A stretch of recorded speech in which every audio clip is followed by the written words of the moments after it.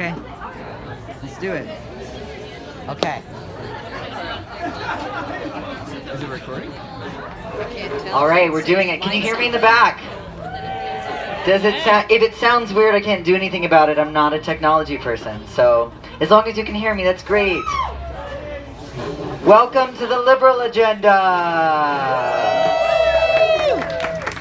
Thank you so much for coming. This is our third Liberal Agenda. And this show tonight, we are actually part of the Tucson Comedy Crawl, put on by 520 Comedy. And basically all week, you can find a number of different comedy shows happening all over Tucson, all different styles of comedy, all week long. If you want more information, TucsonComedy.com. Teresa over here has tons of information for you. And also want to thank the sponsors of the Tucson Comedy Crawl, which is Tucson Weekly, who wrote a really awesome article about the Liberal Agenda. We were included in a larger article, and Tucson Local Media. So big round of applause for the Tucson Comedy Crawl. I was not the spokesperson for the Tucson Comedy Crawl, and then I was. How'd that go? Thank you. So, the Liberal Agenda. A number of you have been here before, but I'll tell you a little bit about how it got started, because I think it's kind of a funny story. Basically, what happened was, I hang out here a lot.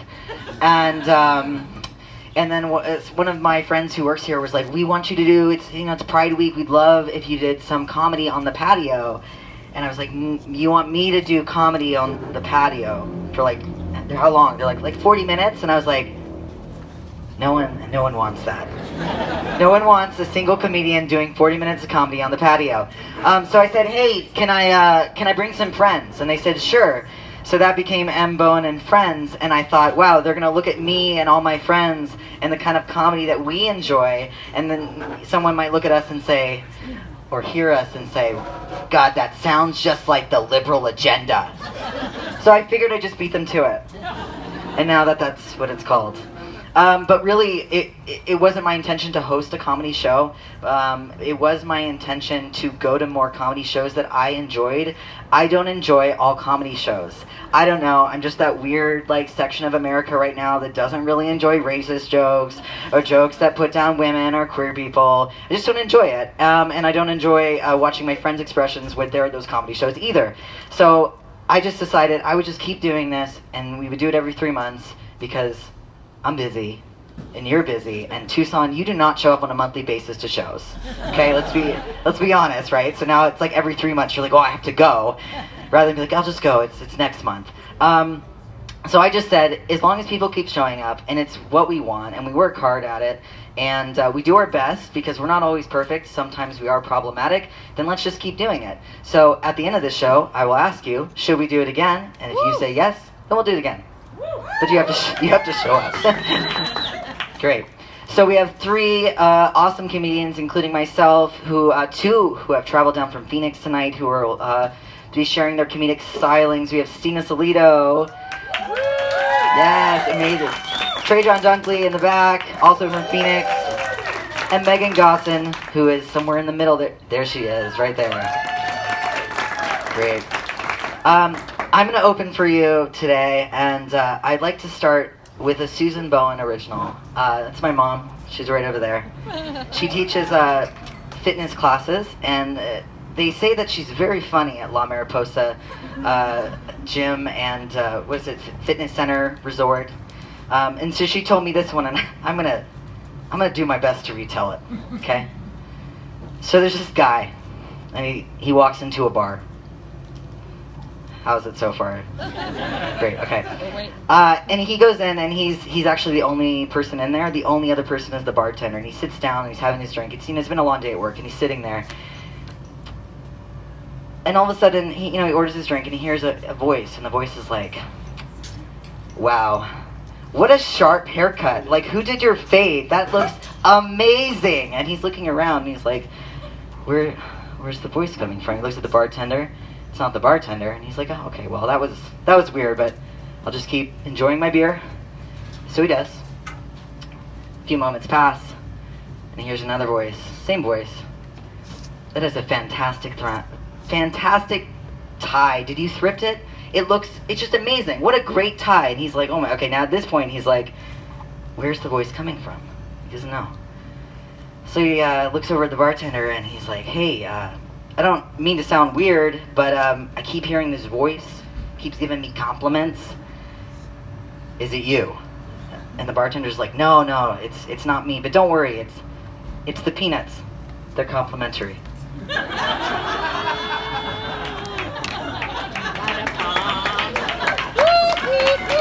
Thank you. And that's my set. No, I'm just kidding. No, I asked my mom if she wanted to do it. She said I should do it. So I did. No, actually what I want to say to you today is that it is very hard to be a straight white man in America.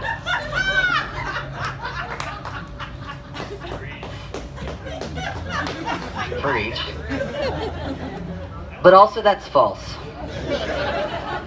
And the reason I know it's false is because for the past 6 months, I have been a straight white man in America. Or at least that's how the public has treated me. And what it really feels like you're in a secret club. I'm getting handshakes left and right. I never explain myself. When I walk down sidewalks, while I'm willing to move out of the way, people just dive out of the way. And one of my favorite parts is that everyone calls me brother. How's it going, brother? Which is pretty great because when I was more feminine appearing, no one called me sister. They were always like, young 12-year-old child, why are you at the brewery by yourself? Where's your parent? But yeah, I really, like, every time, like, I have my beliefs about the world, but in this process of being physically, medically transitioning, I was like, I'm gonna actually see, is it easier to be a white male? And it really fucking is. Like, I was like, this is crazy, oh my god. And like, you just save so much time.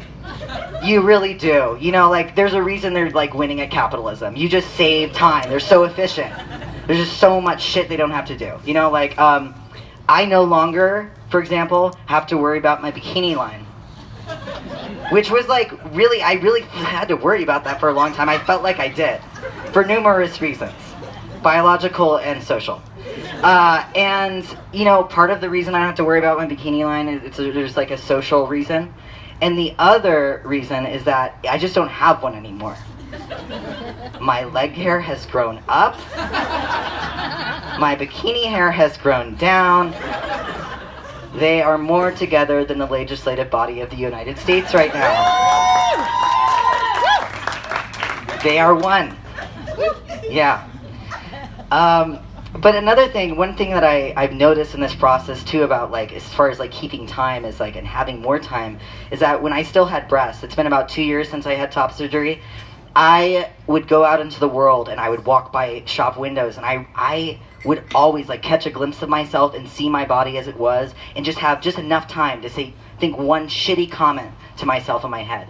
And I realized when I didn't have breasts anymore that I had so much space from not making those kind of comments for myself. Like, it was just like this world opened up and I had time to really to realize some of the things I actually enjoy in life. One of them being bird watching. I love birds. I love watching them. I love naming them. I love feeding them.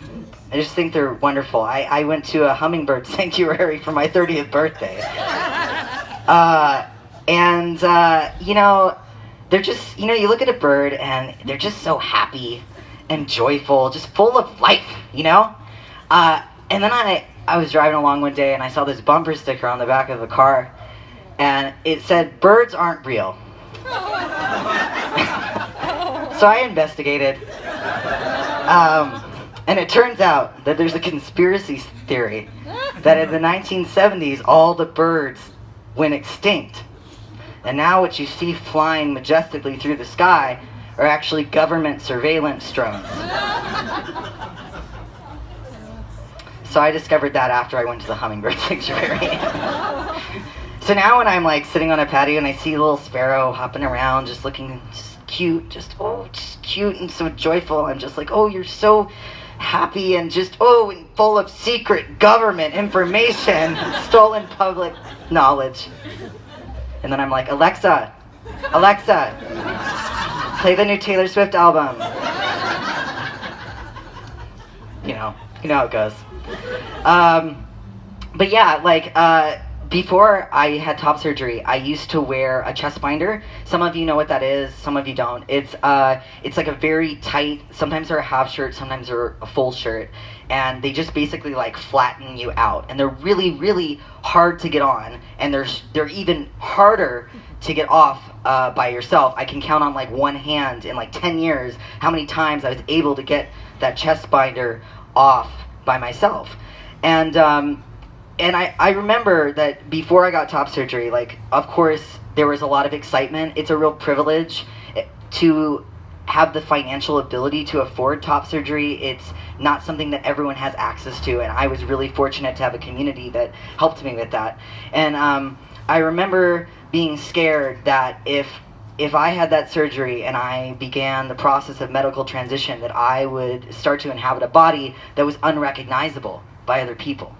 And that if I was in a body that was unrecognizable by other people, then I would become unlovable. Like, if you can't see yourself in me or someone you love, how can you know to love me? But my more immediate fear at the time was that I would go out to the bars one night in my chest binder, go home alone, try to take it off, and then they'd find me 3 days later having asphyxiated myself with my arms stuck over my head.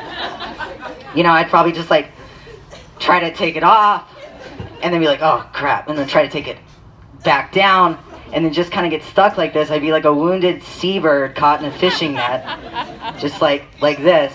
And you know, I can kind of like think about what my last thoughts would, be. Like, I've already thought about them. Like, the first being like, remember when you were at the CrossFit gym lifting all those weights and you declined to do your mobility exercises? Don't you wish you'd done that, you asshole? And then my second thought would be like, remember when you were 21 and had no integrity and would just take anyone home? Sorry, Mom. Don't you wish you'd done that tonight? And then my final thought would just probably be like, oh God, I'm dying alone, which we all will. We all will. Yeah, I never know how that's gonna go over. It's okay, we're still here. We're still here. And I know, you think at some point I would have just called for help, but I'm a millennial, but like one of the older millennials who's like not just super great with technology, so I'd probably not called for help as much as like texted a selfie of the breasts I didn't want anyone to see in the first place to everyone in my address book. So good thing that never happened. Okay, thank you so much. Thank you. All right, we're gonna go a little Tucson, Phoenix.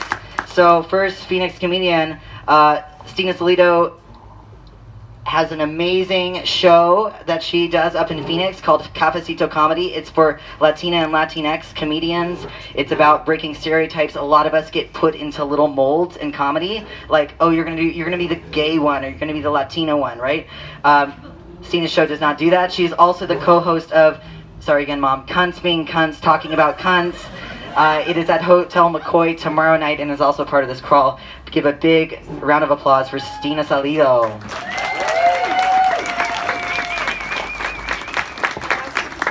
Más por favor, yes. Oh, the feedback behind the line. Comedians behind the line.